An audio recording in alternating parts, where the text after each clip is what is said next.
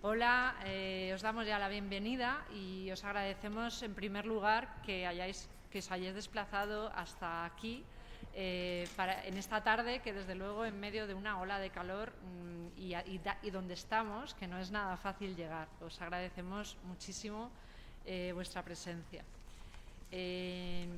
Como sabéis, no creo que haga falta que me presente, pero bueno, soy Marta Isabel González, yo pertenezco a Manos Unidas, trabajo en incidencia y alianzas, y aquí estoy más como el apoyo que damos desde Manos Unidas a Enlázate por la Justicia en el grupo de comunicación, que ahora soy yo la persona responsable. Lo primero es empezar con agradecimientos, y el primer agradecimiento es a la Facultad de Teología de San Isidro de Sevilla, que gracias a ellos está teniendo lugar este evento, lo estamos pudiendo realizar. Además, con aire acondicionado, con unos equipos. El evento se está grabando y se va a retransmitir luego en YouTube. Esto es algo que, por ejemplo, si hubiera sido dentro de la sala de la ONU, pues sería mucho más difícil. Así que también cada cosa tiene su ventaja.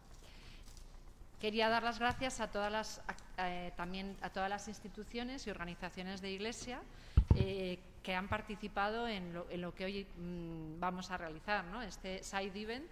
Estáis en un momento histórico porque creemos, no tenemos constancia de que la Iglesia española, con las diferentes organizaciones que la conformamos, haya organizado nunca un evento oficial de la ONU, un evento paralelo para una conferencia sobre financiación para el desarrollo, como es el caso. Así que, aunque sea un día de mucho calor y demás, pues que sepáis que un poco entre todos estamos haciendo historia. Y la historia de este evento empieza el 11 de marzo en una jornada especial que tuvimos en la Universidad de Loyola, aquí en Sevilla. Y en esa jornada, que organizaron muchas de las organizaciones que ahora también estamos aquí, a la hora de comer hubo una comida en plan a lo rápido en una sala, y ahí se gestó este side event y este trabajo en común. No es porque las organizaciones de la Iglesia somos geniales todas, pero no estamos tan habituadas a trabajar juntos. Y yo quería haber traído esa foto, si luego tengo tiempo os la enseño. Es una foto simplemente testimonial de aquel momento tan bonito, que esperamos además que este camino de organizaciones de Iglesia unidas no acabe en este side event y en esta tarde, sino que sigamos uniéndonos cuando sea necesario. Las organizaciones que hemos organizado este evento, la Conferencia Episcopal, aquí tenemos en representación a Eduardo Agosta, que es el director del Departamento de Ecología Integral de la conferencia, que pertenece dentro de la Comisión Episcopal para la Pastoral Social y la Promoción Humana. Por supuesto, muchísimas gracias al Arzobispado de Sevilla y a todos los eventos que seguro que, como muchos estáis aquí, habéis estado participando en esta semana previa. El miércoles la mesa redonda que hubo en Cajasol, y el jueves también la gran vigilia en la Catedral de Sevilla. Y queremos especialmente también dar gracias por el trabajazo que ha hecho Enlázate por la Justicia en su grupo territorial de aquí de Sevilla. Enlázate por la Justicia, que empezó en 2011 ya a trabajar como organizaciones unidas, está conformado por Cáritas, CEDIS, la Confer, Justicia y Paz, Manos Unidas y Redes. Redes, a su vez, conforma otras 54 organizaciones, bueno, por no hablar de la Confer, a todas las congregaciones que une, ¿no? Entonces, Enlázate por la Justicia y en especial al Grupo de Sevilla queremos también dar las gracias.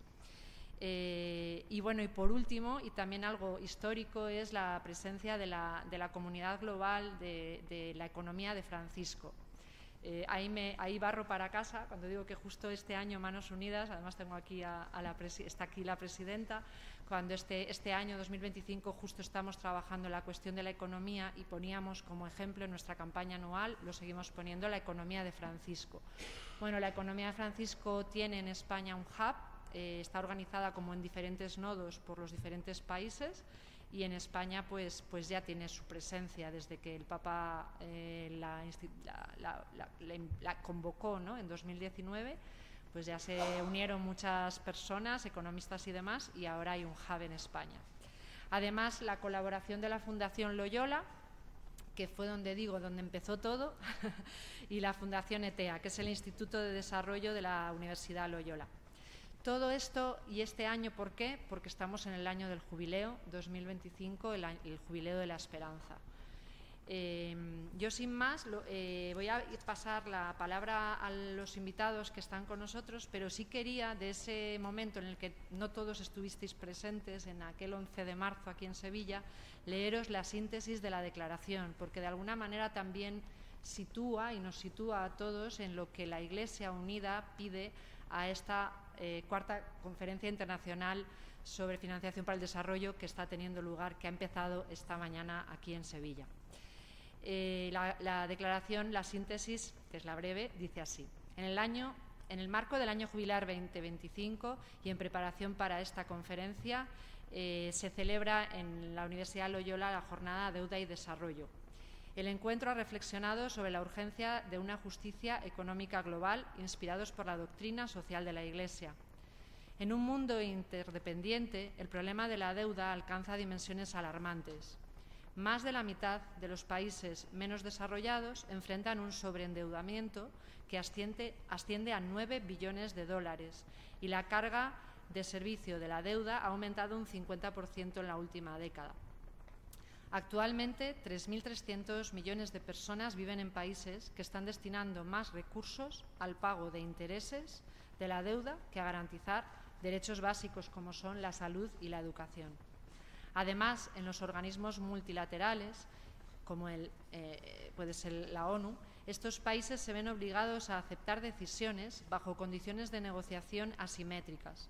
A esto se añade la deuda ecológica, que agrava las desigualdades y pone en riesgo el bienestar de las generaciones futuras y el cuidado de la casa común. El año jubilar 2025 nos llama a replantear los mecanismos de la deuda para que no se conviertan en un instrumento de opresión. La tradición del jubileo nos recuerda que la verdadera justicia ha de estar al servicio del bien común universal y de los derechos de los pueblos más vulnerables.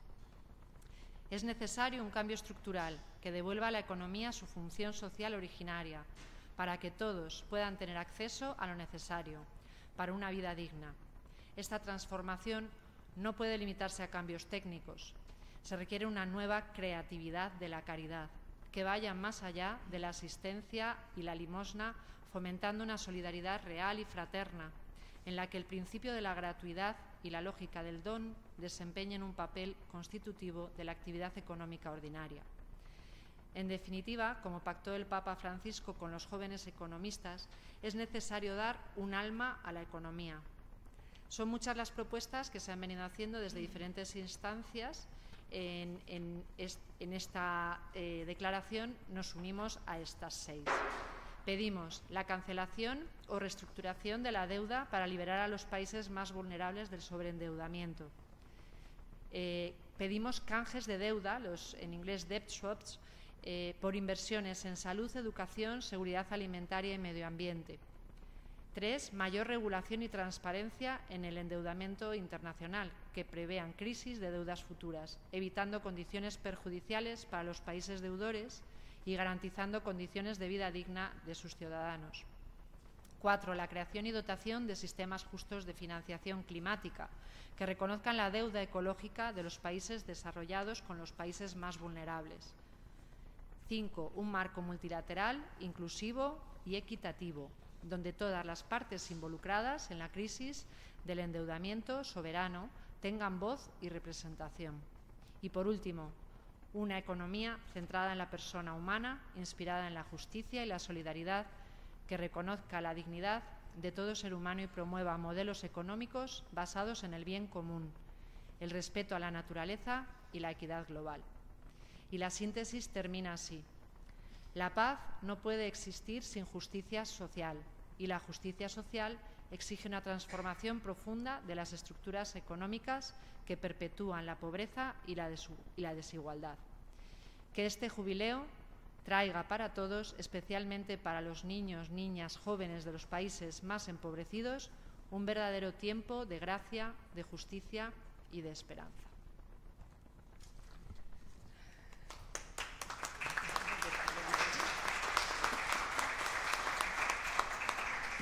Bueno, pues para ahondar en todo esto tenemos un panel de excepción que ya presento. Va a comenzar Mariluz Ortega Carpio. Ella es doctora en Ciencias Económicas y Empresariales, es profesora titular de la Universidad de Loyola, del Departamento de Estudios Internacionales y responsable del Grupo de Investigación en Desarrollo e Investigación Senior del Instituto de Desarrollo de la Universidad, de ETEA, que mencionábamos antes. Sus trabajos se han centrado en el campo del desarrollo y la lucha contra la pobreza, al servicio de la sociedad a través de la línea de investigación en educación y cooperación al desarrollo. De marzo del 19 al 22 fue la directora gerente de la Agencia Andaluza de Cooperación Internacional para el Desarrollo, agencia pública empresarial dependiente de la Consejería de Igualdad de Políticas Sociales y Conciliación de la Junta, y forma también parte, desde no hace mucho tiempo, del hub, de ese nodo, decíamos, de la economía de Francisco. Mariluz, muchísimas gracias. Muchas gracias. ¿Sí? Bueno, pues buenas tardes. Lo primero, agradecer el poder realizar este Side Event. Yo creo que, como decía Marta, es algo único, pero también el esfuerzo que desde las distintas instituciones hemos ido haciendo a lo largo de estos meses para tener una voz y, sobre todo, no solamente dentro la voz, sino también una voz fuera, una voz que mueva a toda la Iglesia española y que seamos conscientes de que, bueno, que convertir la deuda en esperanza es algo posible. En mi intervención, que me habían pedido, voy a intentar centrar un poquito la conferencia. Es verdad que hace una semana no sabíamos nada de la conferencia, y aquí hay mucha gente de Sevilla que no aparecía por ninguna parte lo de la conferencia. Estábamos a lo mejor más preocupados por el tema de la Macarena, pero la conferencia estaba ahí. O sea, es algo que se lleva preparando desde hace más de 2 años, más de 2 años. Entonces, para ver de dónde viene y hacia dónde vamos y la importancia que tiene y que tomemos conciencia de lo que puede ser y de que todos y todas vamos a ser un altavoz para contar y para reclamar, como se ha dicho esta mañana en uno de los eventos en los que hemos estado, la cancelación de la deuda. Pues verás tú, yo me voy a ir ahí. Pues esta es mi intervención. Entonces, tomemos conciencia de que esta conferencia internacional, la anterior fue hace 10 años, coincidiendo con la firma de la Agenda 2030, para cómo financiar la Agenda 2030. Y ya tocaba, pasados 10 años, de volver a mirar qué ha pasado en este tiempo. Hemos tenido el COVID, entre otras cosas, ha habido una crisis enorme y ahora mismo hay una crisis muy fuerte de multilateralismo que hace necesario y fundamental revisar cómo vamos a seguir financiando, porque estamos apenas a 5 años de que se alcance, por lo menos lleguemos al límite de la Agenda 2030. Llegará, pues habrá otra Agenda 2050, no pasa nada. Nos vamos animando con todo ello. Pero sí que es verdad que lo que tenemos que tomar conciencia de que esto no es algo que salió hace un mes, ni hace 2 meses, que lleva varios años gestándose y que el hecho de que sea en Sevilla también es una oportunidad y ha sido reclamado, pedido por los países en desarrollo, porque tocaba en un país en desarrollo, no podía ser, entonces tenía que ser en un país, entre comillas, desarrollado, y España era el país que presentaba más consenso a la hora de asumirlo por parte de los países pobres, ¿no? Entonces, pues veamos esa oportunidad. Vosotros estáis abriendo vuestra ciudad, lo cual también es de agradecer porque estáis sufriéndolo bastante, pero es verdad que estar en el centro del mundo ahora mismo, toda la mirada hacia aquí, hacia lo que es Sevilla, también estamos dando otra imagen distinta a la que en otros momentos podemos hacer. Yo digo que hace calor, yo soy de Córdoba, pues hace muchísimo calor, pues sí, pero la realidad es que el cambio climático le está ocurriendo a todo el mundo y que ellos vengan a un país, en teoría, desarrollado, que tenemos aquí nuestro aire acondicionado, pero que en otros países no lo hay y están sufriendo los efectos, pues es una manera también de evidenciarlo, ¿no?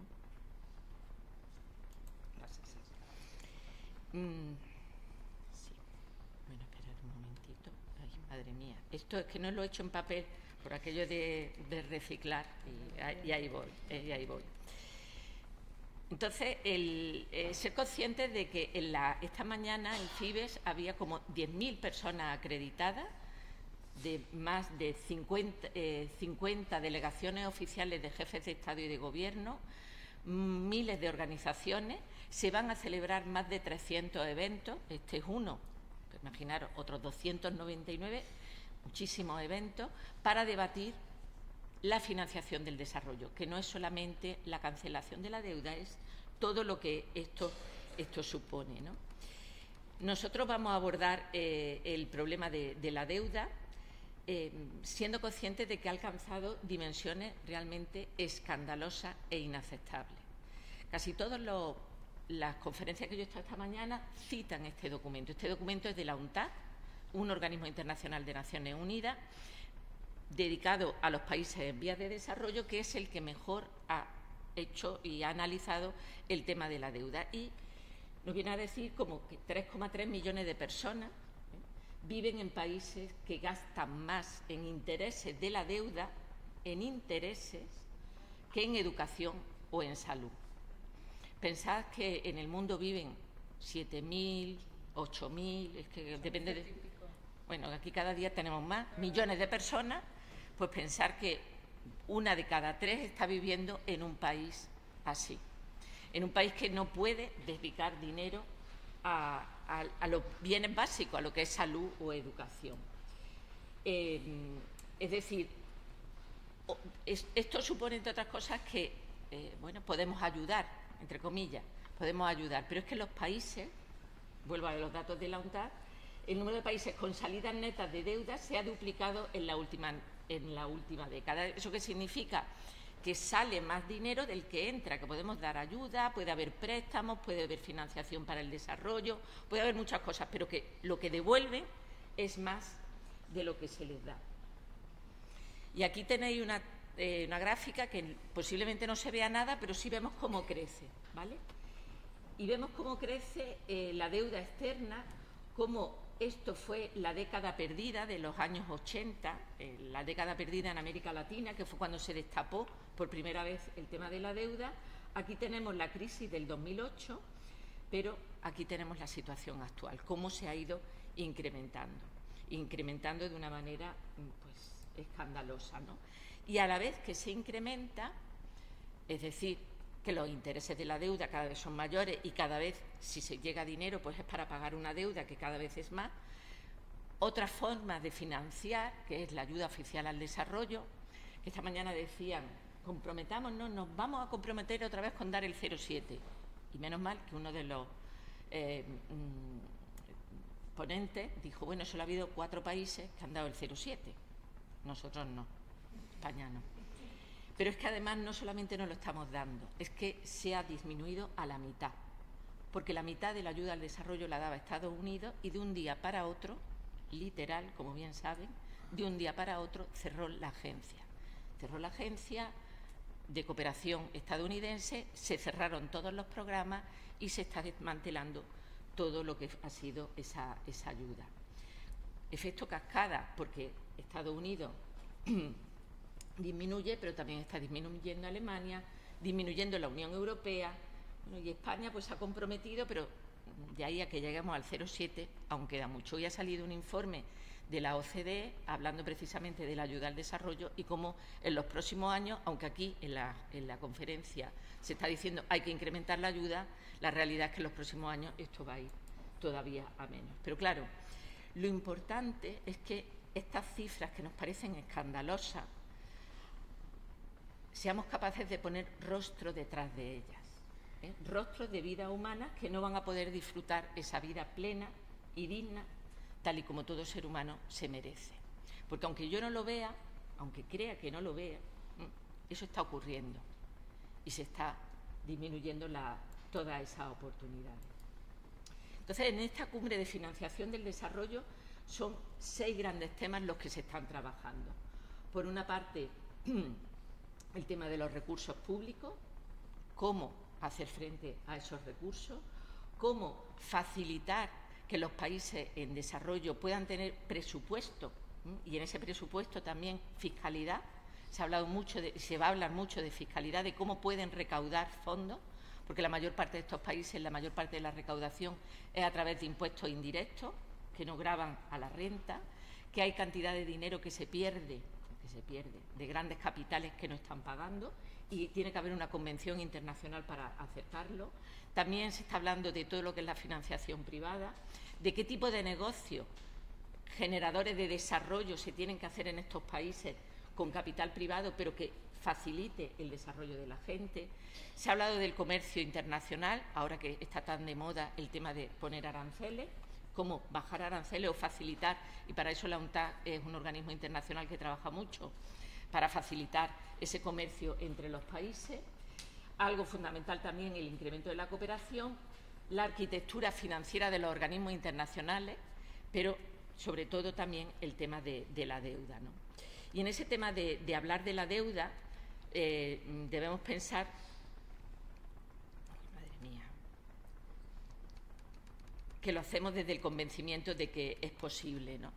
Pensar también que todos los países han utilizado el recurso de la deuda para financiar sus gastos. Nosotros somos un país endeudado. Todos los países europeos están endeudados. El más endeudado del mundo es Estados Unidos. Pero cuando un país se endeuda, en principio lo hace para invertir en su población, para tener un futuro mejor. Sin embargo, cuando esa deuda crece como está creciendo y cuando los costos superan a los beneficios, se convierte en esa carga pesada, ¿no? En esa carga pesada que está alcanzando esas dimensiones tan enormes. El documento, el reporte del jubileo, que se ha hablado de él esta mañana también, y que yo les recomiendo que lo lean sin problema, porque es un documento muy fácil aunque está escrito por 35 economistas, es muy fácil de leer y es muy accesible. Nos habla de una responsabilidad compartida. Dice, por una parte, los gobiernos, porque a veces contraen una deuda con criterios equivocados, buscando a veces una rentabilidad a corto plazo. En los gobiernos, los políticos buscan normalmente una rentabilidad a muy corto plazo, pero generaron una deuda que décadas después los países tienen que devolver, ¿no? También nos encontramos a los acreedores, que proporcionan la financiación muchas veces en condiciones financieras excesivas, sabiendo que los préstamos van a ser difíciles de devolver, y debemos ser conscientes de que en torno al 45% de la deuda externa ahora mismo está en manos de fondos privados, muchos de ellos fondos buitres, que ya sabemos que nos suenan a todos por la crisis del 2008, y que rehúsan ofrecer ayuda o aliviar la deuda, ¿no? Y además las instituciones financieras internacionales, que llevan unas políticas a veces de conceder los préstamos que generan un comportamiento que no favorece la condonación de la deuda o la resolución de la deuda, ¿no? Y todo eso, pues evidentemente, pasa factura. Bueno, pues uno de los acuerdos que establece este documento y que establece también la conferencia es que para fortalecer la gestión de la deuda, la transparencia de la deuda y el endeudamiento, pues es muy importante que haya un organismo internacional que facilite conjuntamente con los organismos internacionales, con el Fondo Monetario Internacional, con el Banco Mundial, pero también con los países que están endeudados, cómo proponer soluciones bajo principios accesibles para solucionar el tema de la deuda. Y aquí el reporte del jubileo, una de las cosas que nos hace es decir, fundamental, en el centro la dignidad de las personas. Eso siempre, siempre. Pero además nos elabora propuestas y nos dice una serie de principios que lanza para esta comisión que se creará. Primero, no permitir transferencias financieras. Espérate, que ya voy. Aquí. No permitir transferencias financieras netas desde países sobreendeudados hacia los países acreedores. No permitirlo. Eso está ocurriendo. Repito, las transferencias netas, cuando doy el dinero, presto dinero, pero a cambio recibo mucho más. Luego, una reestructuración de la deuda profunda y oportuna para que haya una sostenibilidad real. ¿Eso qué significa? Que si vamos a reestructurar la deuda, pues que esa deuda se pueda canjear por salud, por educación o por una inversión a medio y largo plazo que genere riqueza y que genere desarrollo. En tercer lugar, nos propone evitar rescates privados que estén financiados por las instituciones multilaterales, por ejemplo, como el Fondo Monetario Internacional. A los acreedores muchas veces estos organismos internacionales le han rescatado, le han comprado la deuda, pero estoy aliviando el problema del acreedor, pero no estoy aliviando el problema de las personas que viven en países en desarrollo. Por eso, como en cuarto lugar, como principio, promover una inversión pública estratégica a largo plazo, que, como decía, que vaya orientada al desarrollo sostenible y justo, y también crear mecanismos internacionales transparentes y equitativos que permitan resolver estas crisis de deuda soberana. Y, en sexto lugar, proponer un cambio hacia una arquitectura financiera internacional que apoye realmente el desarrollo inclusivo y sostenible. Es decir, en el fondo estamos pensando en la dignidad de las personas en el centro, y que realmente toda esta financiación vaya para promover el desarrollo. Eso se puede hacer a corto plazo, pero también a largo plazo, y promover el desarrollo sostenible tiene que ser a largo plazo.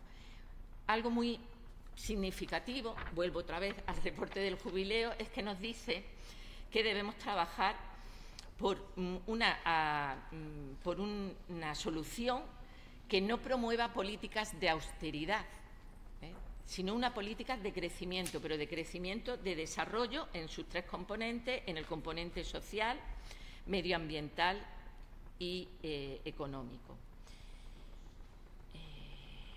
Y eso yo creo que a lo largo de toda esta conferencia se está viendo que es posible. O sea, los políticos están diciendo es posible. ¿Qué falta? Pues falta que nos lo creamos y que asumamos el papel que cada uno tiene y el poder que cada uno tenemos para reclamar a nuestros gobiernos, a todas las instancias, que eso que se está firmando en Naciones Unidas, que eso que han firmado esta mañana, que podía ser mucho más, pero que lo han firmado, lo cumplan, porque lo firman, pero luego no lo cumplen. Y nosotros pensamos, es que la culpa la tiene Naciones Unidas y generamos una crisis del multilateralismo. No, Naciones Unidas está haciendo lo que tiene que hacer, que es sentar a todo el mundo, buscar espacios de diálogo, generar gobernanza ahí. Pero ahora nosotros, como ciudadanía, debemos reclamarle a nuestros gobiernos, a las empresas, a las instituciones, a los bancos, que trabajen desde esa clave y empezar a preguntar y empezar a exigir. Bueno, pues ya, aquí lo dejo. Muchas gracias.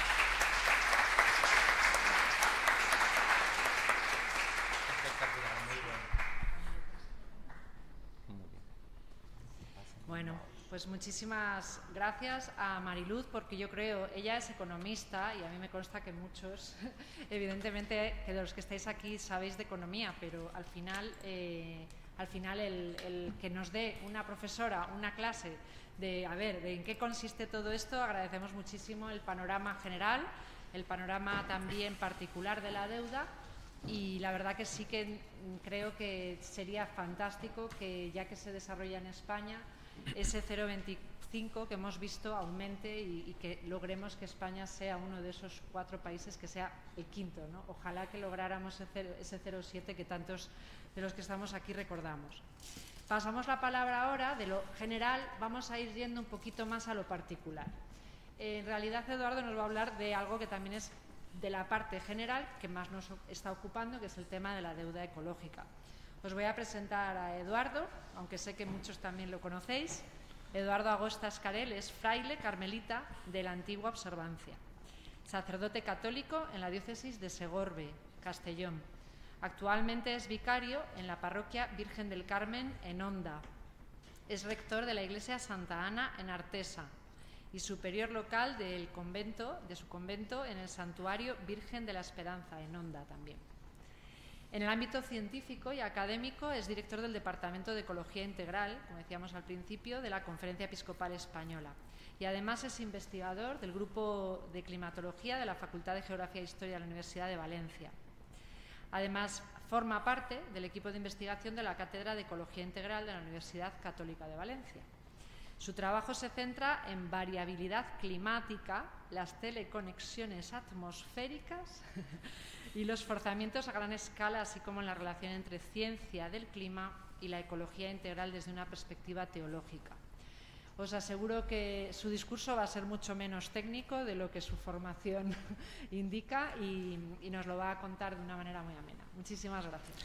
Muchas gracias, Marta Isabel, gracias también a Mariluz por esa presentación acabada, interesante. Yo no soy economista, ¿qué hago aquí en esta mesa? Cumpliendo mi función como director del Departamento de Ecología Integral, que acompaña justamente a la Iglesia en España, a la Iglesia aquí en el Arzobispado de Sevilla, a la magnitud de lo que significa esta conferencia sobre financiamiento del desarrollo en un contexto también en el que vivimos de cambio climático y sobre todo atendiendo a que estamos en el año jubilar. Y el Papa Francisco, en diciembre, en su bula Spes Nos Confundit, cuando convoca este año jubilar, en el párrafo 16, pone un párrafo importante para nuestro departamento, que es ligar, vincular lo que es el problema de la deuda,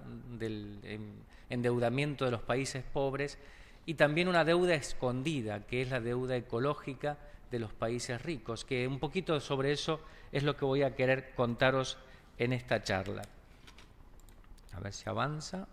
Avanzó. Muy bien. Vivimos, por lo tanto, en un mundo profundamente interconectado.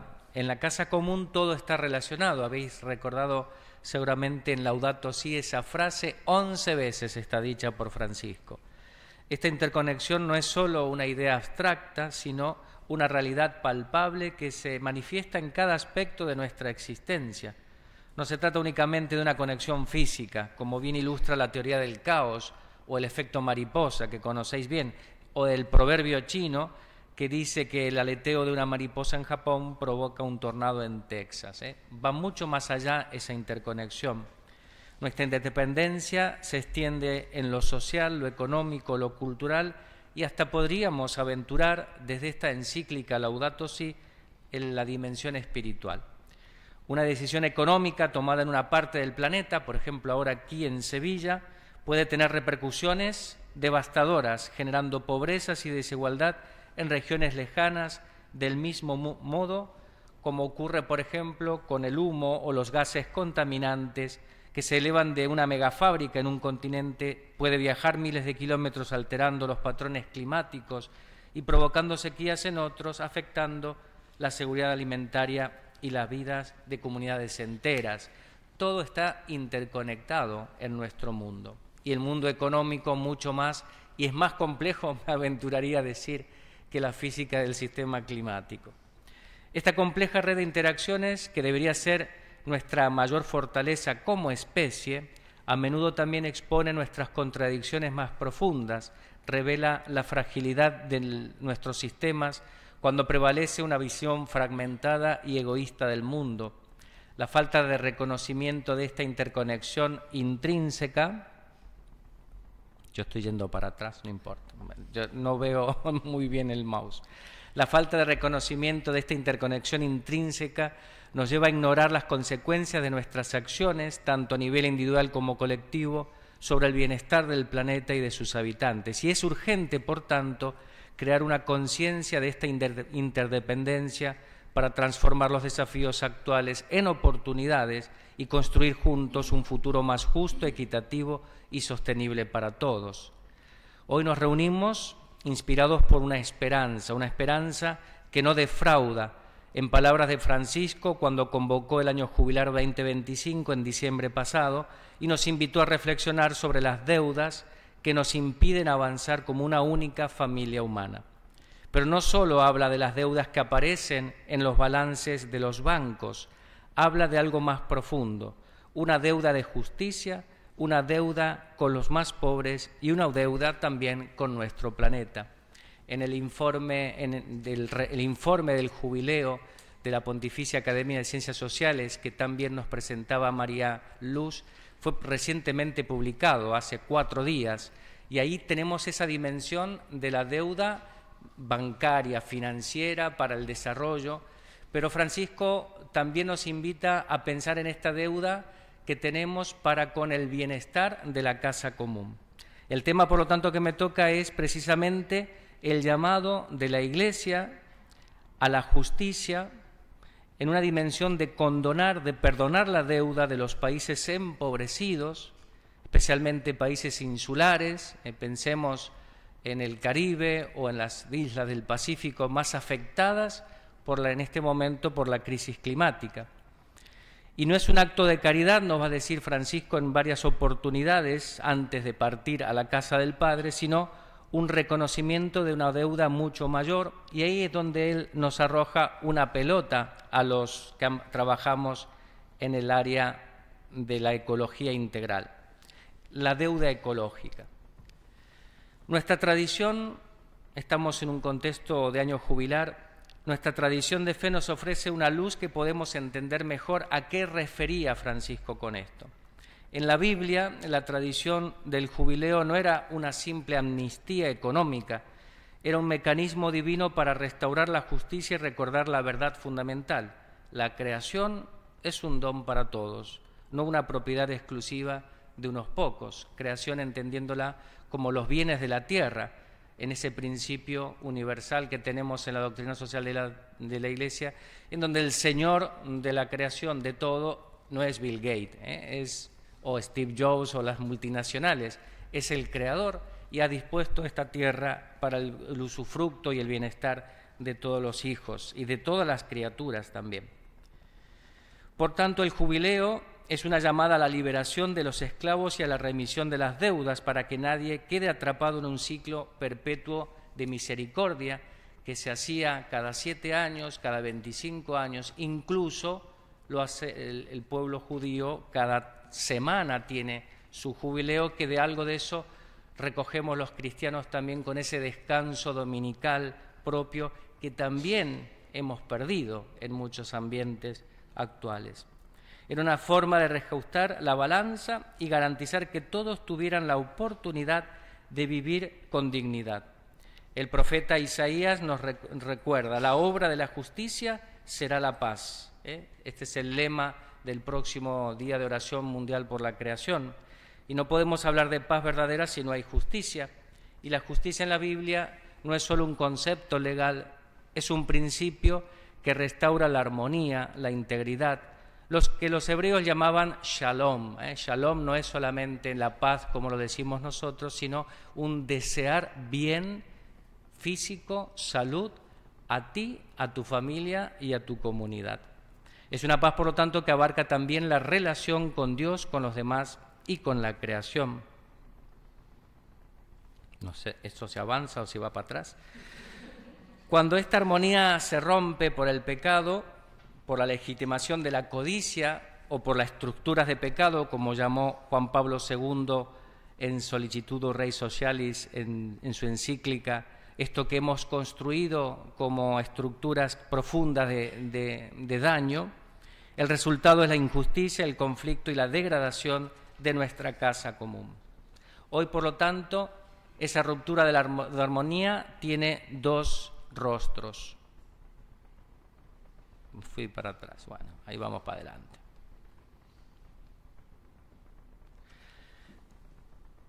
Dos rostros dramáticos, la deuda financiera y la deuda ecológica. La financiera sobre el pueblo y la ecológica sobre la tierra. El Papa Francisco las ha llamado 2 caras de la misma moneda que hipotecan el futuro de todas las generaciones, en su mensaje en la COP29 de Bakú. Las cifras son abrumadoras, ya hemos visto recién algunos números, seguramente los ponentes expertos en economía nos hablarán mejor, pero yo los traigo porque ilustran. Más de la mitad de los países más pobres del mundo enfrentan una deuda total de 9.000 millones de dólares.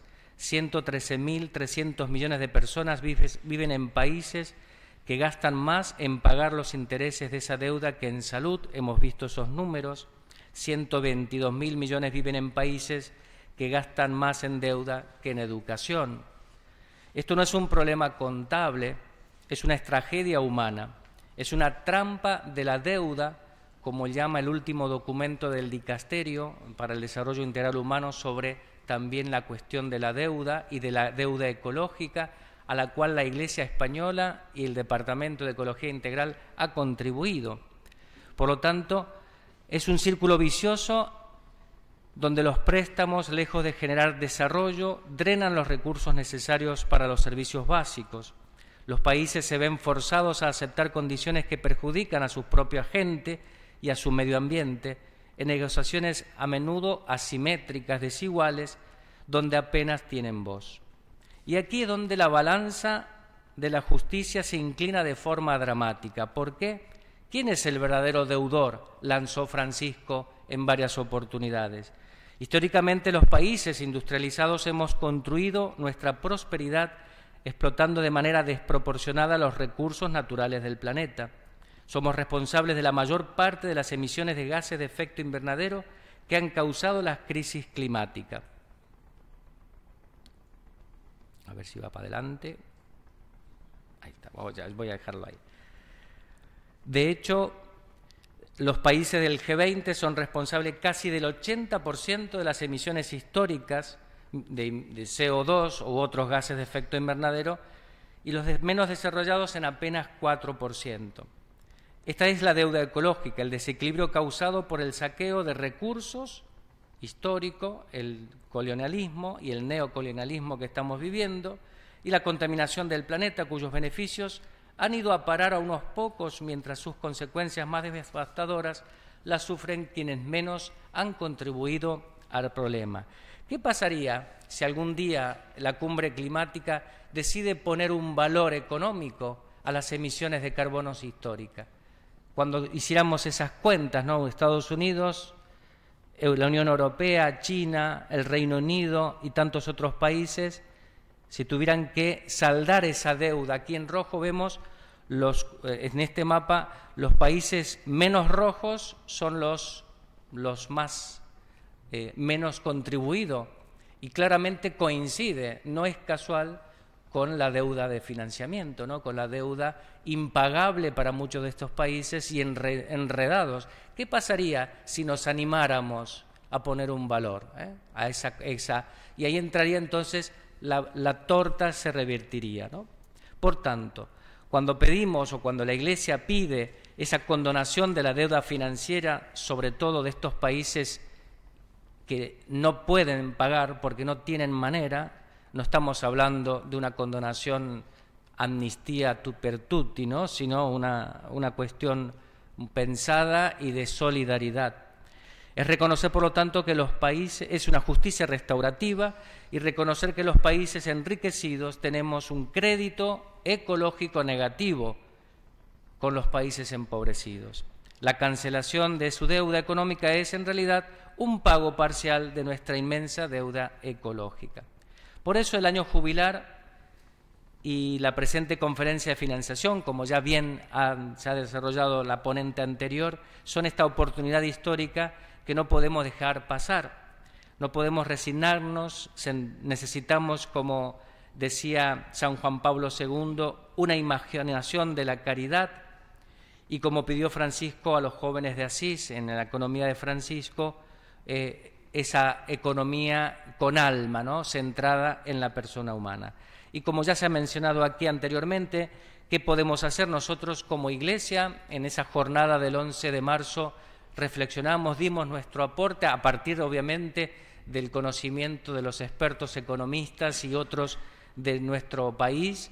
Se dieron esos mínimos, ¿no? Cancelar la deuda, invertir en vida, que ya se leyó, reformar el sistema, reconocer esta deuda ecológica muchas veces olvidada. Por lo tanto, no solo esta conferencia de Sevilla, sino también las cumbres climáticas y las que vengan en los próximos tiempos, son lugares donde los países realmente podemos hacer la diferencia. Y aquí yo quiero traer también algo a colación. Tenemos que estar agradecidos de tener el sistema de Naciones Unidas para tener estos espacios de discusión, de diálogo, incluso de matarnos con palabras. Cuando uno está en una cumbre climática y ves las negociaciones, uno dice, bueno, ¿es esto o nos matamos con bombas, ¿no? Entonces es de agradecer este esfuerzo enorme que estamos haciendo los países. Para concluir, el profeta Isaías en ese capítulo 32 imaginaba un futuro en el que el desierto se convierte en un vergel y la justicia trae la paz. Ese futuro no es una utopía lejana, es una tarea que comienza hoy en cada uno de nosotros, exige conversión personal y de todos, cambiar estilos de vida, muy consumistas en muchas partes, exigir a nuestros líderes políticos que actúen con valentía y construyan finalmente esos puentes de solidaridad que necesitamos. Y como recientemente nos recordó León, el nuevo Papa, debemos dejar de movernos como predadores y empezar a hacerlo como peregrinos, peregrinos de la esperanza, sembrando semillas de paz en terreno fértil de la justicia, porque la justicia para los pobres y la salud de nuestro planeta no son dos contiendas separadas, sino una sola y misma lucha por la dignidad de la familia humana que comparte una casa común. Muchas gracias.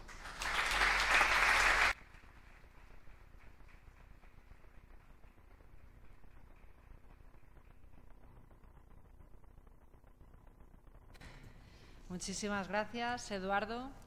Hay una cita que también va a tener lugar este año y que también en la que muchas de las organizaciones católicas que estamos aquí sentadas, representadas por nosotros solo, pero muchas de nosotras estaremos allí presentes, y es la COP30 de este año, que va a tener lugar del 10 al 21 de noviembre, precisamente en territorio amazónico, otra región que nos duele mucho de la que hubo el sínodo en el 19. Veíamos en ese mapa casi sin iluminar África, y de África, cuestión de vida también, tantas veces unidos también organizaciones de Iglesia para trabajar por África. Nos va a hablar la siguiente ponente, que es Elena Pérez Lahuela, que es doctora en Economía por la Universidad Complutense de Madrid. Allí también cursó sus estudios en Relaciones Internacionales, máster en Economía Internacional y Desarrollo. Su área de especialidad es la Economía Política de Desarrollo y actualmente es profesora, aunque tiene menos de 35 años, o sea, es literalmente la joven de la mesa, de la sala, bueno, no, de la sala hay más gente más joven. En la actualidad es profesora permanente laboral en el Departamento de Economía Aplicada, Estructura e Historia de la Universidad Complutense. Además es investigadora. Antes de ayer venía de Praga, hace poquito venía de Sudáfrica. Ella es investigadora en el Instituto Nelson Mandela de Gobernanza Pública de la Universidad de Ciudad del Cabo. Además ha trabajado para el Centro de Investigaciones Sociológicas, el Financial Times, FUEM, que también se conoce, Economistas sin Fronteras. Le estamos echándole el gancho para Economía de Francisco y veremos a ver. Y también, por supuesto, siempre en áreas relacionadas con desarrollo y cooperación. Es nuestra experta en África. Adelante, Elena. Muchísimas gracias. Ahora sí, ¿no? Se ha chivado Marta Isabel, no sabía yo. Bueno, muchas gracias en primer lugar, sobre todo a las entidades organizadoras, pero en particular a Marta Isabel, pues porque ha sido la persona que ha hecho que este evento paralelo salga adelante, que estemos, pues este grupo de panelistas en el que me encuentro, pero sobre todo también todas estas personas que estáis aquí. Y me parece fundamental que, bueno, lo que parecía en principio a lo mejor una mala noticia, que es que no tuviese lugar dentro de la sede oficial, para mí, lo estaba pensando ahora, se ha convertido en una buenísima noticia, porque eso implica que muchas personas que no tenéis acceso al recinto oficial por el motivo que sea, porque yo, pues bueno, creo que este tipo de cuestiones en las que se dirimen pues unas discusiones fundamentales para el futuro de todos y de todas, pues deberían precisamente facilitar el acceso a todas las personas. Pero bueno, pues sabemos que muchas veces estas cuestiones institucionales pues, superan un poquito nuestros deseos, así que me alegro mucho de que muchas de las personas que a lo mejor no podéis participar en este tipo de foros habitualmente, pues que estéis aquí. Os agradezco también mucho que hayáis venido, a pesar de las horas que son, a pesar del calor que hace, a pesar de que muchos y muchas seguro que lleváis gran parte del día pues dedicándoos a vuestras tareas, a vuestros oficios o incluso a la propia conferencia. Así que, bueno, pues en primer lugar, agradecimiento eterno por ser parte de esta mesa y bueno, pues el privilegio es mío por poder estar aquí. Y nada, bueno, pues sin más dilación voy a comenzar con la presentación que he traído hoy, que la he articulado en torno a estas dimensiones, por tratar de ordenarlo un poquito, porque sí que es cierto que podríamos estar hablando, bueno, pues toda la noche, toda la semana, todo el mes, de cuestiones relativas al continente africano y en particular desde la dimensión de la deuda, porque sí que quería hacer una connotación. Al final, África es un continente que es inmenso, es muy diverso, cada país tiene una situación particular Y cuando yo vengo aquí a hablar en tan poquito tiempo de la situación del país, pues bueno, también estoy en deuda con muchas otras personas que lo han investigado antes que yo, con muchas otras personas que, por desgracia, no tienen voz, porque en muchos casos pues el ser, el partir o el originarse, bueno, tener su origen en ese continente implica que también sus voces son silenciadas, así que pues también me debo a todas estas personas que han estado trabajando y que trabajan desde el continente en estas cuestiones. Y bueno, pues volviendo a esta matización que hacía inicialmente, quería señalar que todo lo que yo diga hoy aquí, porque sé que está grabado, ¿vale? Todo lo que yo diga hoy aquí es un ejercicio que yo hago de síntesis. Voy a tratar de hablar en líneas muy generales. No quiero que nadie se lleve a casa una visión simplista del continente, porque precisamente eso es a lo que yo me dedico, a tratar de desmitificar muchos mitos erróneos que tenemos sobre el continente y también a ilustrar, recogiendo el guante que lanzaba Eduardo antes, pues un poquito cuáles son esas cifras de las que se ha hablado tanto en la conferencia durante el día de hoy, pero también pues en todos los preparativos. Así que voy a hablar muy brevemente del contexto general por recuperar algunas de las ideas que señalaba Mariluz al principio. Presentar cuáles son los orígenes del ciclo de endeudamiento actual, por qué es importante y qué repercusiones tiene en el continente africano, para entender también de dónde surge esa deuda. Luego me centraré en lo que es pues, la situación actual del endeudamiento externo en África y después pues, quería compartir unas reflexiones con todos vosotros y vosotras que estéis aquí para que, bueno, pues en este ejercicio que vamos a hacer en conjunto de valorar la situación actual, pues sigamos planteándonos algunas de estas preguntas. Así que, bueno, sobre el contexto general, este es un gráfico muy similar al que presentaba Mariluz antes, pero en realidad este gráfico muestra una situación que es muchísimo peor, por hablar así llanamente, porque aquí no únicamente aparece lo que es la cuantía principal de la deuda, la que se conoce como el capital de la deuda, sino que además en este gráfico, que creo que es bastante ilustrativo, lo que aparece representado es lo que se conoce como el servicio de la deuda externa, que lo compone pues, la cantidad que los países, sus préstamos, los préstamos que piden, los intereses de esos préstamos y luego además también pues, todos los gastos de gestión. O sea, al final pues, también los países tienen que hacer frente a este tipo de gastos y en el caso de este gráfico lo que se representa son esos países de renta baja y media pues, en los últimos 40 años aproximadamente. Esta concentración, ese pico del incremento del servicio de la deuda en estos años y en los años venideros, porque probablemente pues, aumentará también en el corto plazo, se debe a algunas de las cuestiones que voy a comentar en unos minutos. Así que, bueno, no me voy a detener más en esto, pero simplemente sí que quería que vieses la imagen porque creo que es bastante ilustrativa y que refleja muy bien el momento crítico en el que nos encontramos en la actualidad. Pero no sé si lo habréis conseguido ver. La gráfica empezaba en el año 1982, que es un año que es fundamental para todo lo que ha supuesto con posterioridad, pero sobre todo para la arquitectura financiera internacional, porque fue el año de la crisis de deuda. Yo no había nacido, pero es que ya que hacemos la broma, pues ya sigo yo con ella también.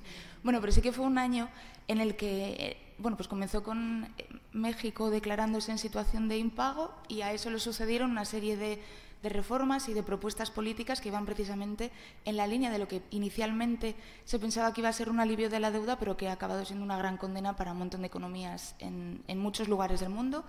Y, de hecho, de aquellas políticas, las famosas políticas de austeridad, pues se han derivado políticas de austeridad que se han ido implementando en las décadas sucesivas. Las hemos sufrido en Europa después de la crisis de 2008. Los ciudadanos y ciudadanas de Grecia siguen sufriendo gravemente las consecuencias de estas políticas de austeridad. En España también las hemos sufrido, pero bueno, todo esto venía de unos planteamientos iniciales que tienen su origen en los años 70, o sea, todavía me remonto 10 años atrás, con un planteamiento alternativo para el funcionamiento de la economía mundial y de las finanzas internacionales, que fue de la desregulación financiera, que puso fin al sistema de Bretton Woods, que fue una manera de organizar la arquitectura internacional después de la posguerra. ¿Y eso qué supuso? Pues que se aumentó la movilidad del capital financiero, con lo que ello pues, conllevó, entre otras cosas, la especulación financiera, que pues, ha generado también innumerables crisis de distinto tipo a nivel financiero, pero también a nivel monetario y a otros niveles en las décadas sucesivas.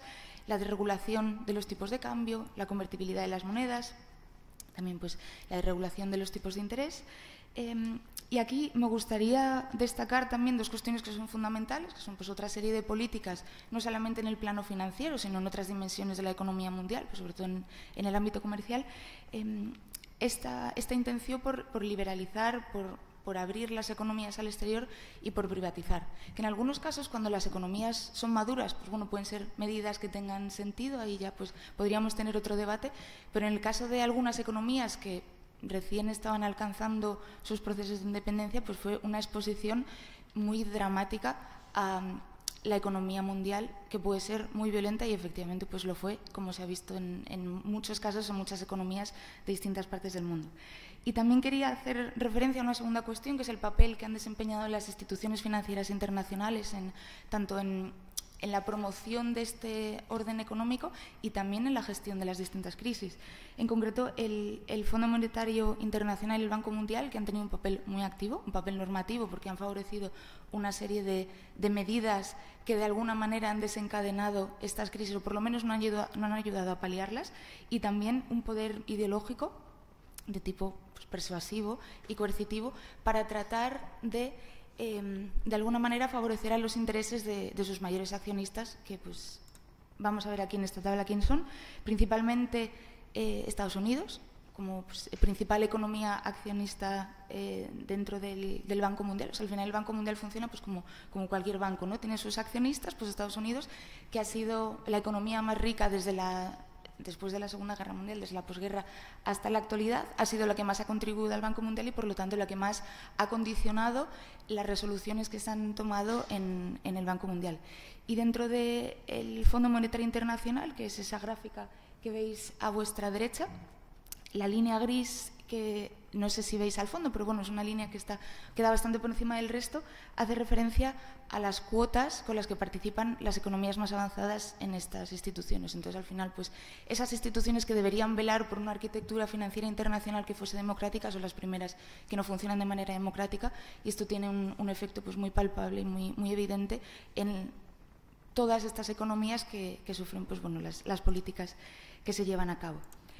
De manera muy breve, bueno, como ya hemos visto algunos de estos gráficos, pues voy a pasar de manera un poquito rápida sobre ellos, porque algunos de ellos pues ya ha hecho referencia, o bueno, ya los ha señalado, los ha destacado Mariluz, pero sí que quería hacer mención de tres elementos, tres factores inmediatos que han favorecido ese incremento de la deuda que hemos visto en el primer gráfico que ellos enseñaban estos últimos años. Sobre todo, la pandemia ha sido uno de ellos, pues en primer lugar porque debido a la interrupción abrupta de la actividad económica, esto supuso pues una caída también muy evidente y bueno, pues muy profunda de las exportaciones, lo que para muchas economías en todo el mundo, independientemente de su nivel de desarrollo, tuvo unas consecuencias nefastas, porque pues, supuso la escasez de divisas que todas las economías utilizan para luego pues, poder adquirir otros bienes y demás, pero sobre todo en las economías menos desarrolladas fue muy problemático, porque estas economías, como voy a tratar de mostraros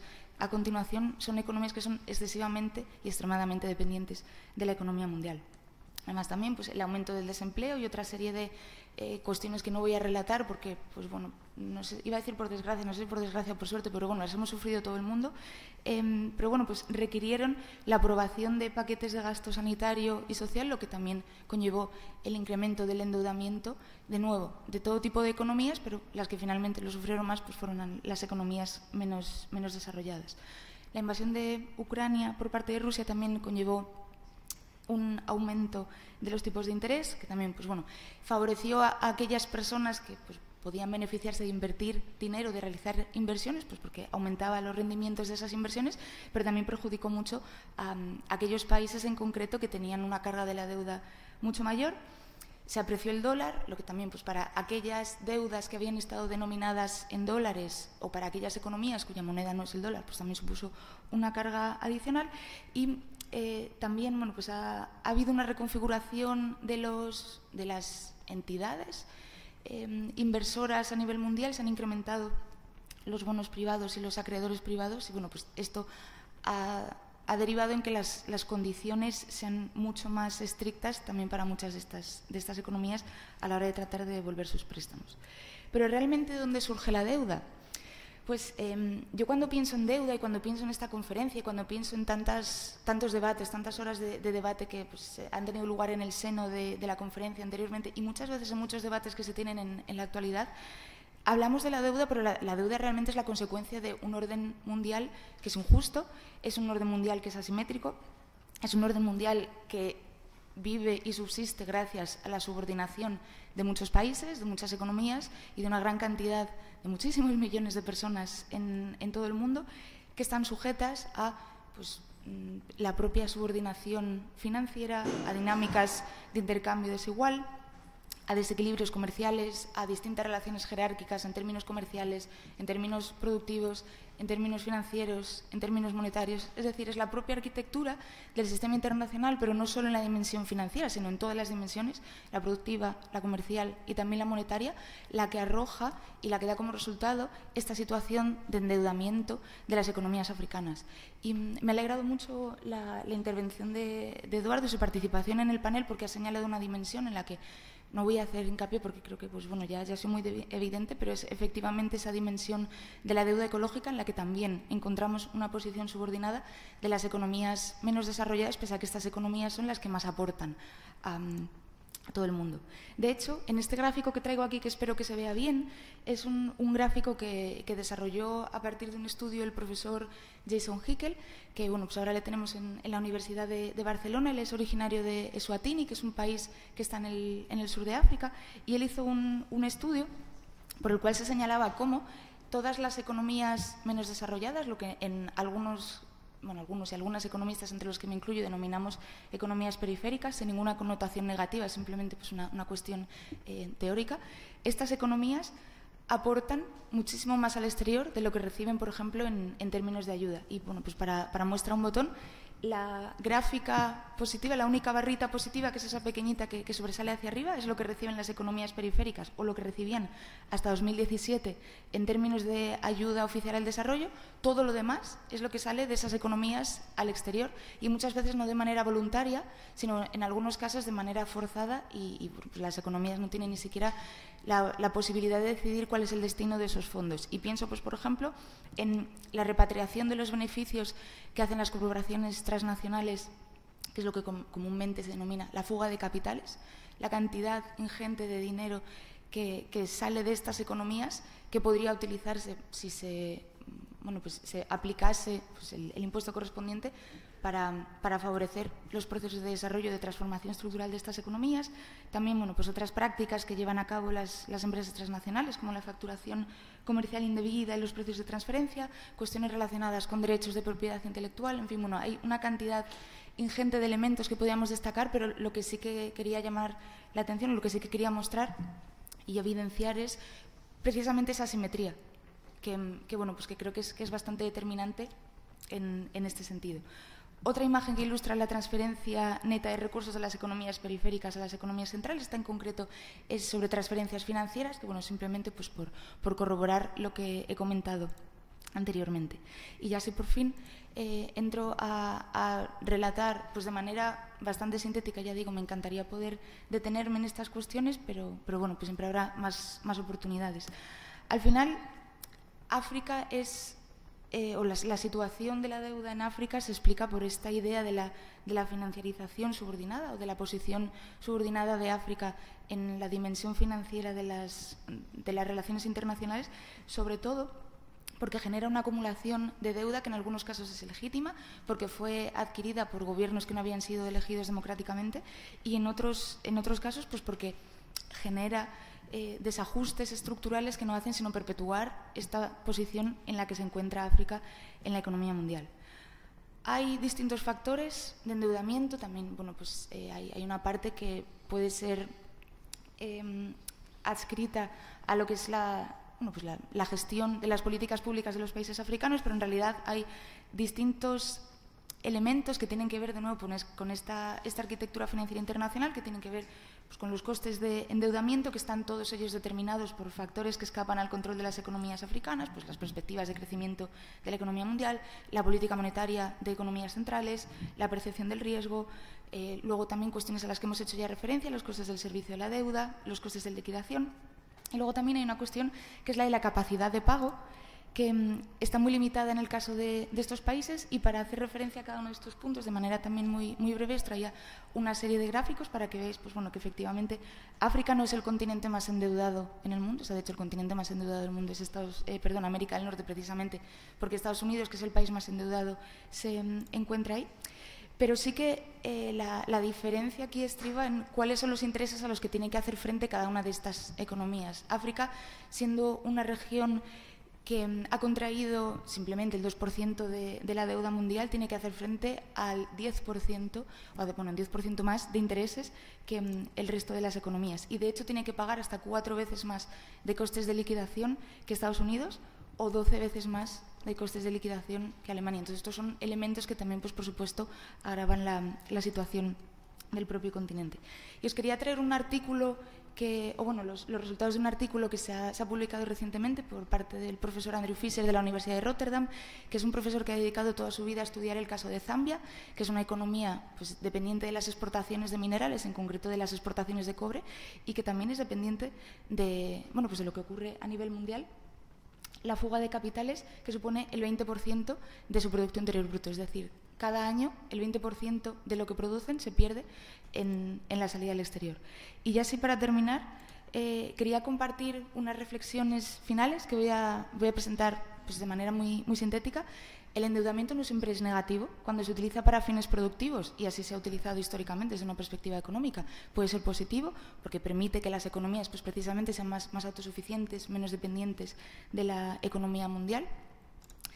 Y traía también un libro que a mí me gustó mucho, que me cambió la percepción sobre la deuda y que pues, me parecía también honesto compartirlo.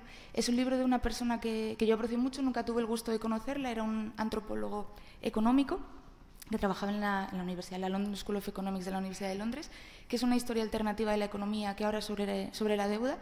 Es un libro que es bastante extenso, pero se lee muy fácil, así que si alguien no tiene lectura de verano, se la recomiendo mucho. Y aquí ya termino. Muchísimas gracias.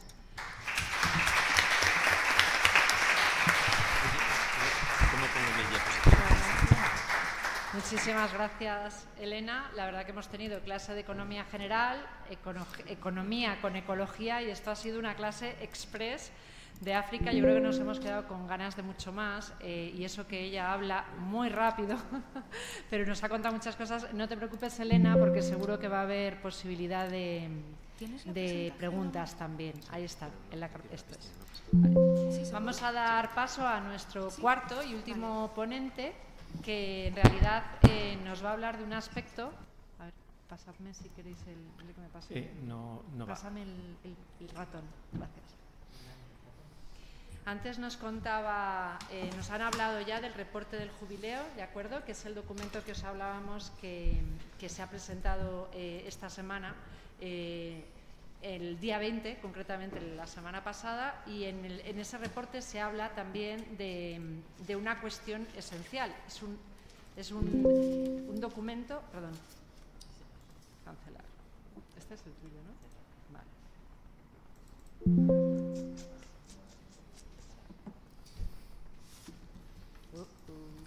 No pasa nada, ¿eh? Pasa hasta sin Además, PowerPoint. tenía previsto decir que me iba a tirar a la piscina sin PowerPoint. Déjame el pendrive. ¿El qué? Bueno, lo que os quería decir del reporte del jubileo es que una de las cosas que ha sido novedosa en este documento... El pendrive suyo. No hagas más esto. No lo hagas más porque está dañado, por lo que sea.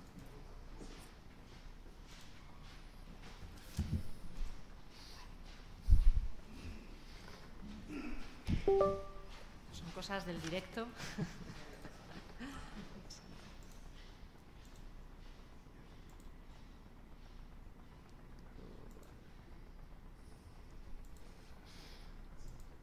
¿Por qué? Si antes funcionaba esto.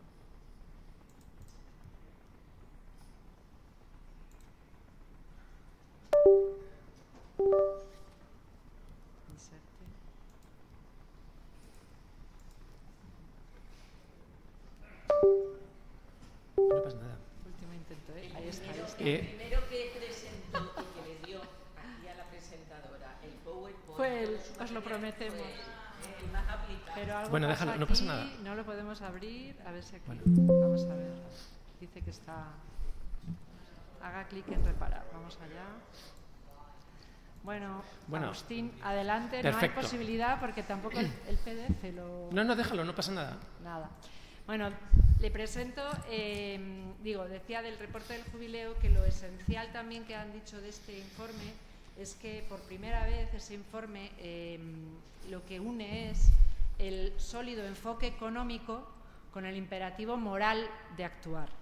Y ahí va yo a llegar, porque hemos hablado de economía, de ecología y de África, y la cuestión última que queríamos tratar con Agustín es las claves éticas de la financiación del desarrollo. La moral, la ética, por eso tenemos aquí a Agustín. Agustín es, aunque muchos le conocéis, me consta, le habéis escuchado en algunas charlas o en muchísimas, Agustín es catedrático de Filosofía Moral y Política en la Universidad de Valencia, donde dirige el máster en Ética y Democracia. Estudió en la Universidad Pontificia de Comillas, fue becario de la Fundación Oriol Urquijo, Fellow Hoover en la Universidad Católica de Lovaina, y entre las millones de cosas que podría contar de él, puso en marcha las titulaciones de Periodismo de la Universidad Pontificia de Salamanca, las de Ciencias Políticas en la Cardenal Herrera, CEU, y fue director general, hoy hablábamos de los aspectos políticos también, antes de venir de camino aquí a esta sala, fue director general de la Familia, Menor y Adopciones en la Generalitat Valenciana. Además es el presidente de EBEN España, es patrono de varias fundaciones, entre ellas Pluralismo y Convivencia, la Escuela Viva Ángel Herrera, y es miembro del Consejo Diálogo Filosófico y Corintios 13. Miembro además del Grupo de Coordinación del Hub Español de la Economía de Francisco. Pues ha recibido varios premios, entre ellos del Instituto de Juventud de Manos Unidas, y colabora actualmente además en muchos medios de comunicación. Los que sois de Levante o recibís las provincias, estaréis acostumbrados a leerle en el Correo, en las provincias, en el debate. Ha tenido la mala suerte de los primeros serán los últimos, en este caso efectivamente, pero lo va a hacer fenomenal incluso sin presentación. Muchísimas gracias, Marta. En primer lugar, gracias a Marta, al equipo de Manos Unidas y al equipo de Iglesia que, como ha comentado Marta, realmente hemos hecho un trabajo de coordinación. Llevamos muchas semanas, llevamos mucho tiempo, donde yo creo que lo realmente importante no es terminar con este side event, sino en realidad estamos haciendo un camino donde esto es solo el principio. Esto es solo un principio en el sentido de que hemos puesto en marcha Economía de Francisco. Es una iniciativa interesante, es una iniciativa pionera a la que os invitamos desde este momento, porque creemos que es una iniciativa con mucho recorrido, con mucha tradición y que afecta fundamentalmente a quienes nos dedicamos a la educación y al desarrollo. Yo voy a hablar fundamentalmente como profesor de Ética del Desarrollo y sobre todo para mostrar algo muy interesante que es clave dentro de lo que sería la historia de la ética contemporánea, y es, hoy por hoy, una de las materias fundamentales que se estudian en relaciones internacionales, en derecho, en economía, es la ética del desarrollo. Pues la ética del desarrollo no sería posible sin Pablo VI, cuando en el año 1967 publica la Populorum Progresso y dice: a partir de ahora el nuevo nombre de la paz es el desarrollo. Antes de esa fecha no había ni manuales del desarrollo, ni la Iglesia se había preocupado por el tema del desarrollo, sino que es la figura de Pablo VI, ciertamente impulsado por Jacques Maritain y por la fortaleza antropológica de los estudios del humanismo integral, cuando reivindica el hecho de que a partir de ahora la reflexión sobre la paz tiene un nombre, y es la teoría del desarrollo, la reflexión ética del desarrollo, y por lo tanto el hablar de ética del desarrollo, uno puede hablar con el sombrero católico, con el sombrero laico, con el sombrero ateo, con cualquiera de los sombreros, pero tiene que ser consciente que para poder hablar de la ética del desarrollo o pasa usted por la Iglesia y la doctrina social de la Iglesia o no tiene nada que hacer. Por lo tanto, mi hipótesis fundamental es la ética del desarrollo sin la doctrina social de la Iglesia, sin el pensamiento social cristiano de estas últimas décadas, sería fundamental. Y quisiera tan solo transmitir, porque las horas ya son intempestivas, 5 datos que me gustaría que quedaran fijos. En primer lugar, hay un nombre fundamental en la ética del desarrollo que es Denis Goulet. Todos los que hemos estudiado ética del desarrollo y en la historia de la ética del desarrollo, un religioso, Denis Goulet, fue el primero que dijo: no podemos confundir los deseos con las necesidades. La economía no puede ser una economía basada fundamentalmente en el deseo, sino que la economía tiene que organizarse, tiene que reestructurarse en clave de necesidades. Él se apoya en el humanismo cristiano de Mounier, de Maritain, quienes habían denunciado el desorden establecido de la economía y de la política, para poder decir: necesitamos un nuevo orden económico, necesitamos, podríamos decir, una nueva ética del desarrollo, pero la idea fundamental es esta: no hay que confundir deseos con necesidades. De ahí hasta Amartya Sen hay todo un recorrido importante desde el punto de vista académico.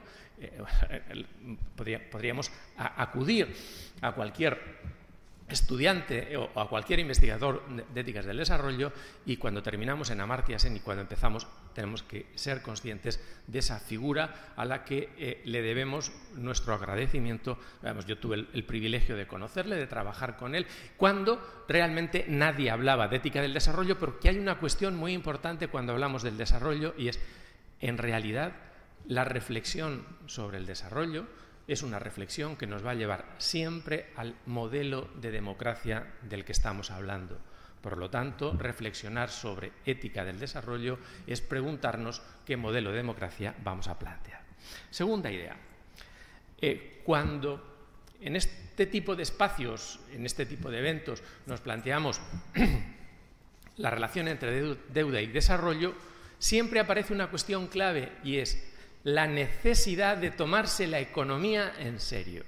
No reducir la economía a la dimensión de contabilidad financiera, sino recuperar la dimensión aristotélica de la economía, que Aristóteles distinguía entre economía y crematística.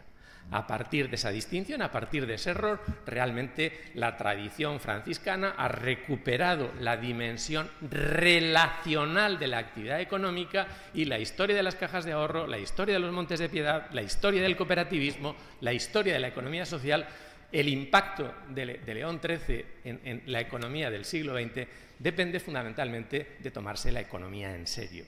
No confundir la economía con la crematística y no hacer ver que toda la economía es economía matemática, economía financiera. ¿Por qué? Pues porque en esa economía financiera, en esa economía matemática, en realidad el ser humano, el ciudadano, el rostro de la persona no tiene dignidad, se convierte en función.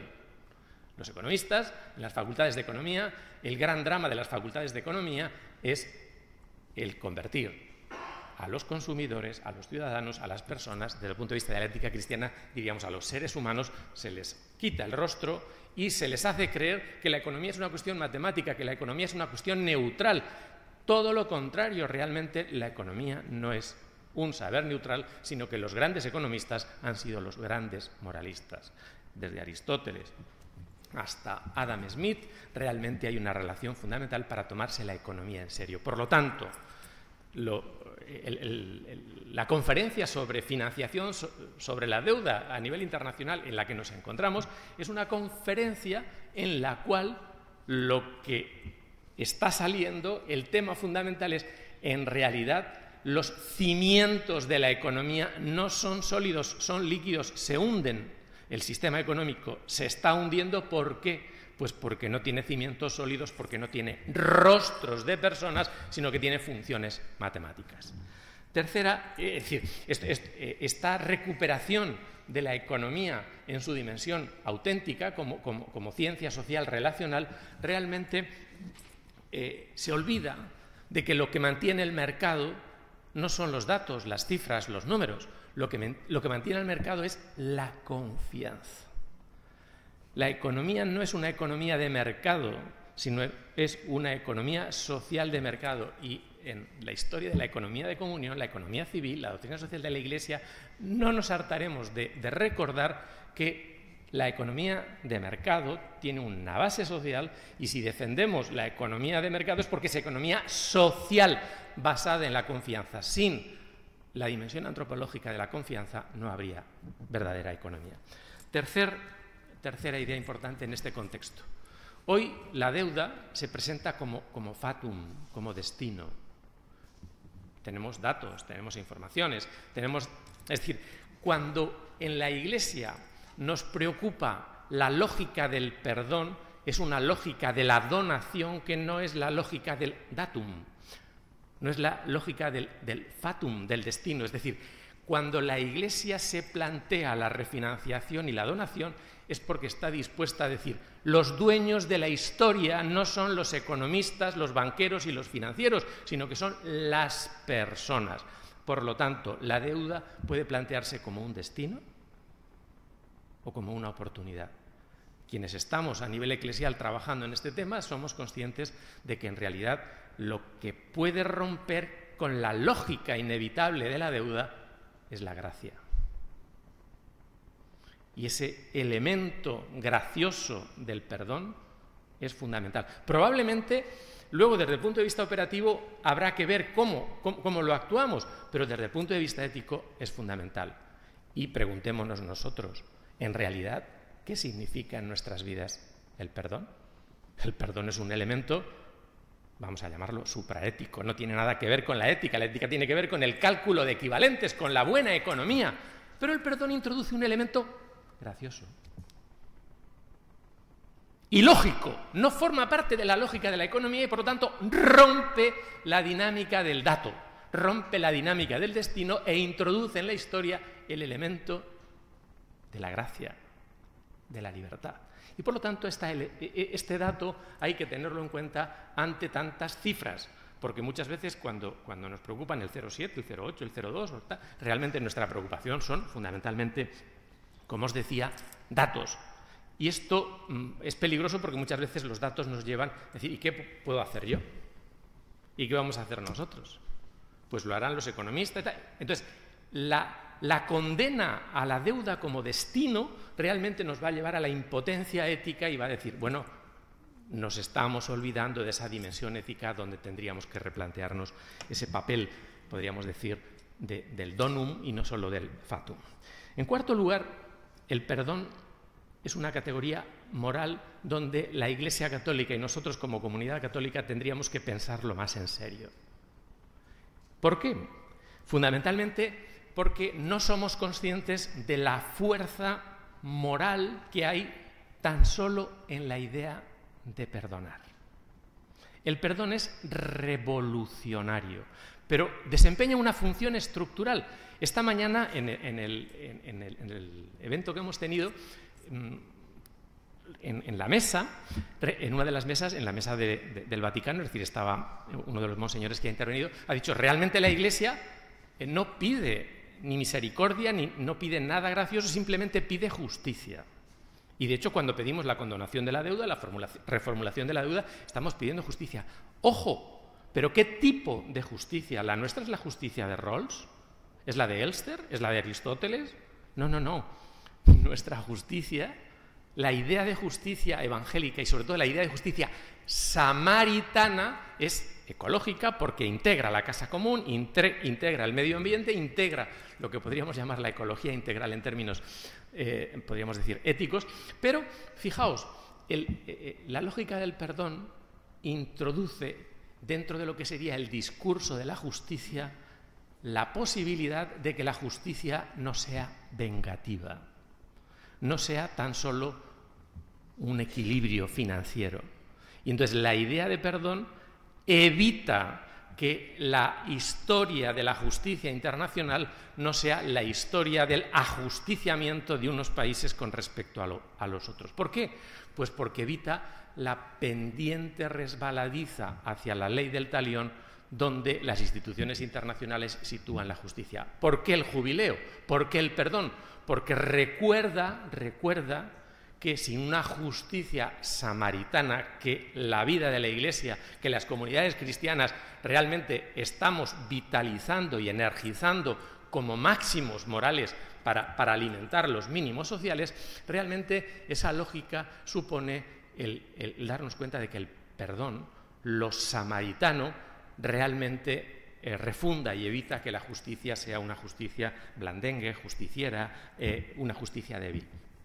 Y por último, ya para concluir, esta posibilidad de que el perdón o la ética del perdón o la lógica del perdón, repito, la lógica del perdón nos permite romper con lo inevitable e introduce un elemento fundamental, y es la esperanza.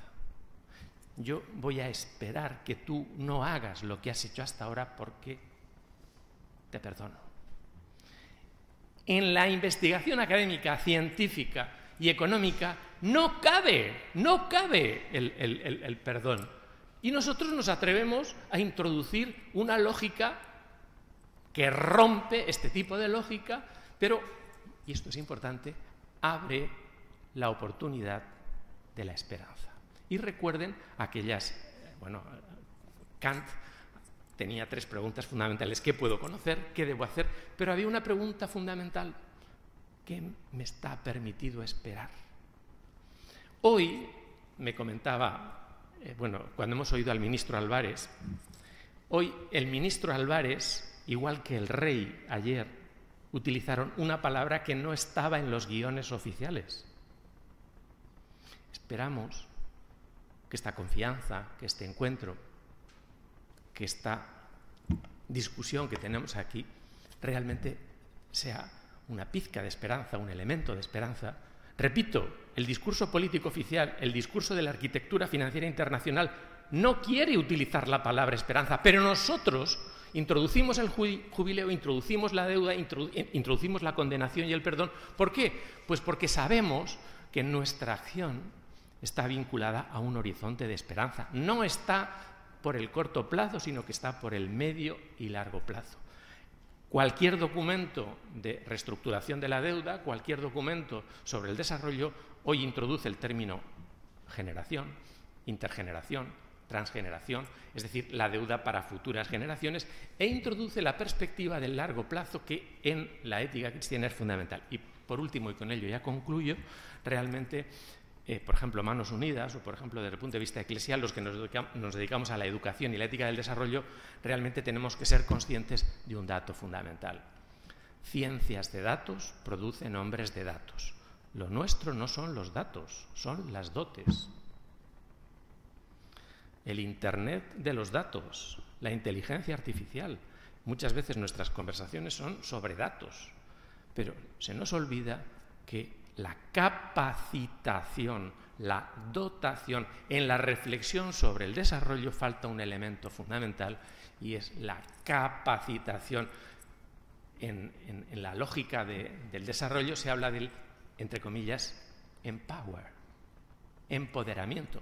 Yo prefiero utilizar la capacitación en todas sus dimensiones porque me parece mucho más digno desde el punto de vista moral y más justo con lo que sería la historia de las relaciones internacionales. Por lo tanto, y con ello ya concluyo, creo que es importante recuperar esta categoría de perdón dentro de lo que sería este tipo de discusiones, porque nos abre a la esperanza y, sobre todo, también de cara a recuperar esa dimensión ética, porque creo que es fundamental en nuestras propias comunidades darnos cuenta de que llega un momento que nos preguntamos: ¿y nosotros qué podemos hacer? ¿Qué podemos hacer para luchar contra este desequilibrio, contra esta brecha?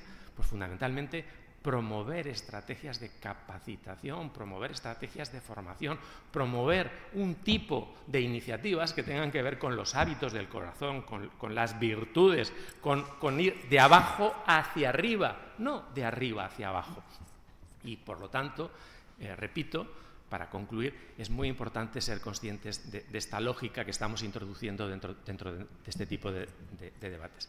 Hay una frase que la tenía en la última diapositiva del Power, y es realmente, esta frase la he sacado yo me dedico también a la bioética, a las éticas aplicadas. Dentro de la ética aplicada, pues además de la ética del desarrollo, doy bioética, y uno de los médicos, es decir, en medicina, cuando uno está con el servicio de oncología y cuando haces tus prácticas en el servicio de oncología y atendiendo a moribundos, te das cuenta que los moribundos, te das cuenta de que la gente que está muy enferma y que ve la muerte cerca, probablemente estén a punto de perder la vida, pero no pierden la esperanza. La experiencia que tienen todos aquellos que trabajan con enfermos terminales, decía este doctor, dice yo la experiencia que tengo es, están a punto de perder la vida, probablemente pierdan la vida, pero con una sonrisa, con una actitud, probablemente no pierdan la esperanza. Aquí lo dejo, muchas gracias.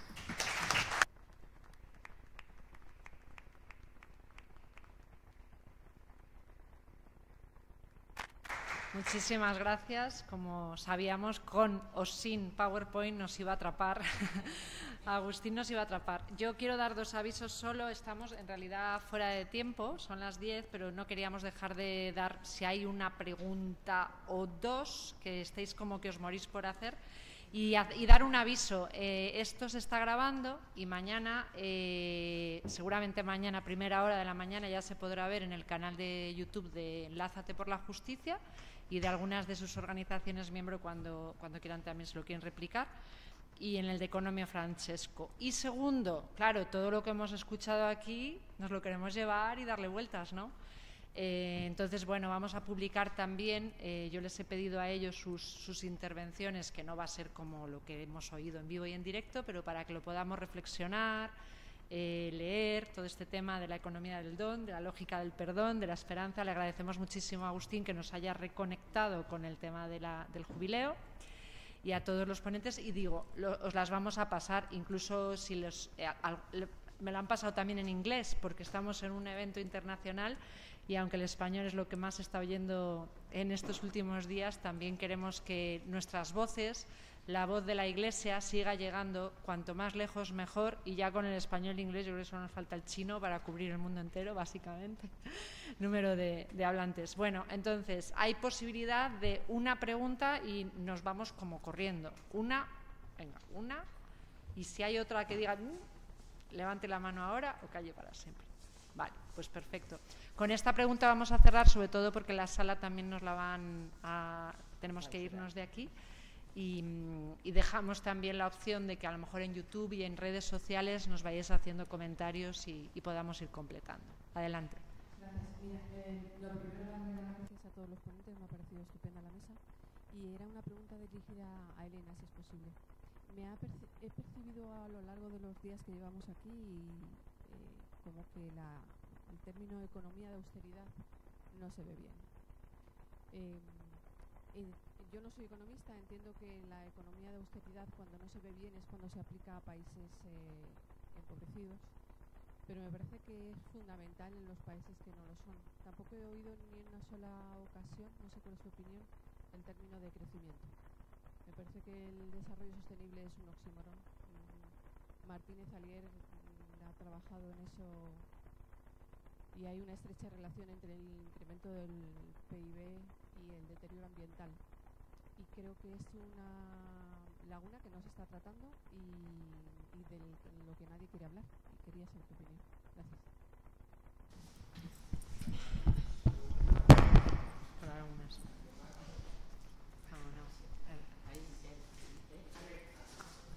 Perdonad, escuchamos la segunda y última pregunta y bueno, la primera iba dirigida directamente a Elena, así que...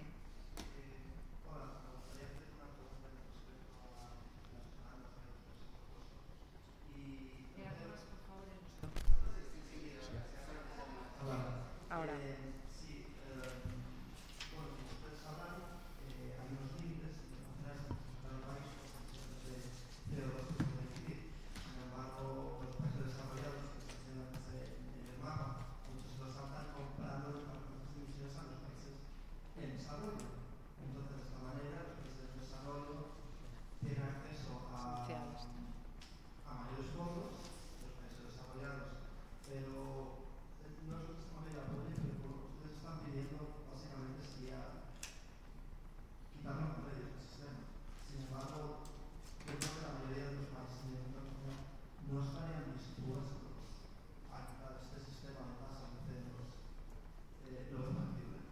Vale, esa pregunta yo creo que irá directamente a Eduardo. Eso es el tema del artículo 6 de las discusiones de la cumbre climática. Para la Belén en noviembre la hacemos. De nada, por favor. Bueno, muchas gracias por la pregunta. La respuesta cortísima es sí. La respuesta muy poquito más extensa es que efectivamente se echan de menos muchos términos muy necesarios en estas declaraciones. En muchos casos creo que pesa mucho la institucionalidad, la propia inercia de las instituciones e incluso también la inercia de algunos conceptos que en el caso de la austeridad, que bueno, aquí no me quiero meter mucho porque yo no soy la experta en filosofía, pero creo que también ha adoptado una connotación peyorativa en algunos casos, cuando en realidad pues a lo que entiendo que se refiere originalmente en su sentido económico es una cuestión de mesura. Entonces sí, pues por supuesto yo soy además pues firme partidaria y defensora de la idea de crecimiento, porque creo que es un concepto que es, bueno, pues que hace justicia a cómo deberíamos plantearnos el porvenir. Y siento no poder extenderme mucho más, me encantaría, pero bueno, pues también agradezco muchísimo la pregunta. Gracias. Muy bien. A todos, muchísimas gracias.